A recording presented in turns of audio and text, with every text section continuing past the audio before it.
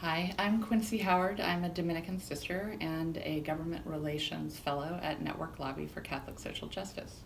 At Network, we work to create a more just society where all share in the abundance of God's creation. So, a just society is one that values people above the accumulation of profit. And at Network, we really work to try to change the structures that cause poverty and inequality in our country. So the needs of the most vulnerable and those living at the economic margins are really the focus of our advocacy. So the Catholic Church holds that the human being is the source and focus and the aim of all economic social life. And Pope Francis, he talks about the ideal of work as a path to growth and to human development and personal fulfillment. He also talks about business as a potentially noble vocation, especially if it sees the creation of jobs as an essential part of its service to the common good.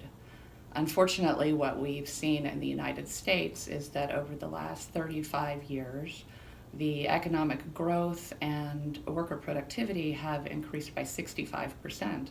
But unfortunately, the wage rate, the average pay of a worker in the United States, has only increased by less than 8% over the same time period. Our culture has developed some false narratives around this dynamic, one of which is that globalization and technological innovation are really the cause of wage stagnation, and those aren't necessarily things that we want to fix.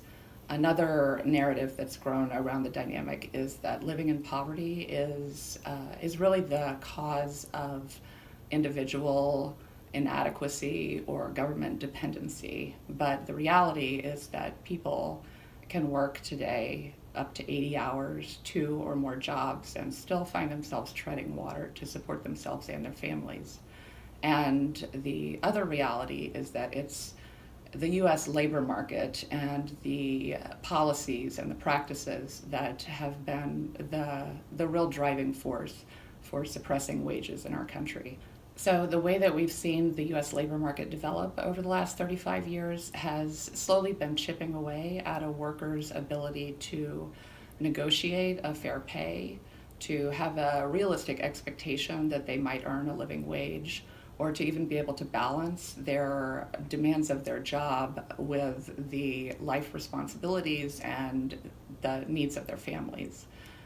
The positive aspect is that these are problems that can be fixed through structural change, and we need to look at our labor market to make those changes.